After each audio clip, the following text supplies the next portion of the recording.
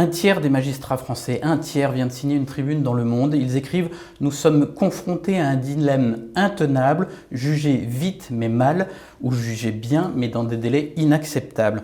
Alors ils dénoncent par exemple les divorces expédiés en un quart d'heure, les mesures de suivi éducatif prises sans rencontrer les familles, les audiences à minuit où on décide de peine d'emprisonnement. Est-ce que deux hausses successives de 8% du budget de la justice, aussi inédite, mais est-ce que c'est suffisant pour éviter de telles indignités ?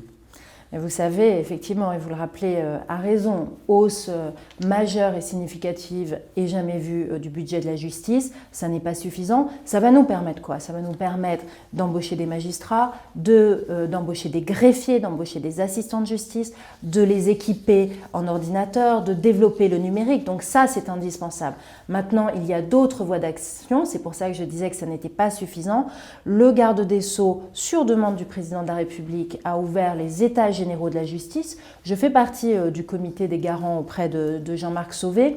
Il y a différents ateliers qui travaillent actuellement et un des grands axes sur lequel nous travaillons, c'est justement comment faire en sorte de faire baisser le flux des affaires, comment accélérer les jugements tout en ne dégradant pas la justice. Il y a des pistes. Désengorger les tribunaux d'affaires qui pourraient être traitées autrement? Alors il y a des pistes, c'est la déjudiciarisation, c'est l'accélération de la médiation, c'est aussi la forfaitisation de certaines amendes comme nous l'avons fait sur les stupéfiants notamment pour justement éviter qu'il y ait des procédures. C'est le développement aussi de la possibilité pour le procureur de pouvoir prononcer des peines lorsqu'il y a une reconnaissance de culpabilité et lorsque l'on est sur des premières infractions, donc de pouvoir prononcer des peines de substitution. Donc vous voyez, il y a beaucoup d'actions à mener. Ça se fait sur du temps long. Il y a certaines actions qui peuvent être très rapides, mais voilà, ça se fait sur du temps long.